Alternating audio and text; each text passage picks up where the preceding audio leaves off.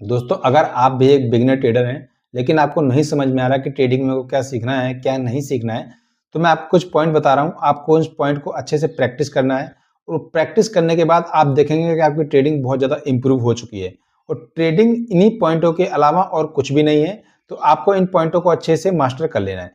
सबसे पहले आपकी आएगी स्ट्रैटेजी। अगर आपके पास कोई स्ट्रैटेजी नहीं है, तो आप ट्रेडिंग में कुछ भी कर लीजिए, सारी चीज़ आपकी फेल होने वाली है। इसलिए आपको कोई स्ट्रैटेजी को ढूंढ लेना है और उसको अच्छे से प्रैक्टिस करना है।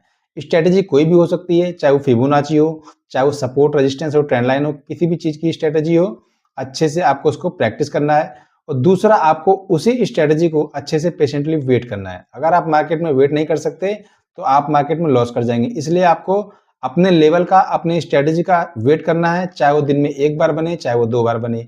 और तीसरा, आपको रिस्क का मैनेजमेंट करना है। रिस्क का मैनेजमेंट का मतलब ये है कि आपकी जो ट्रेडिंग के अनुसार जो भी आपका स्टॉप लॉस निकल कर आ रहा है, अगर वो स्टॉप लॉस जितने पॉइंट का है, आपको उतने पॉइंट का ही स्टॉप लॉस लेना है। ये नहीं कि स्टॉप लॉस आपका 20 पॉइंट का आ रहा है और आपने 100 पॉइंट इसमें ऐसा ले लिया, तो इससे आपका कैपिटल भी जल्दी जाएगा और आपकी साइकोलॉजी पूरी तरह से बिगड़ जाएगी।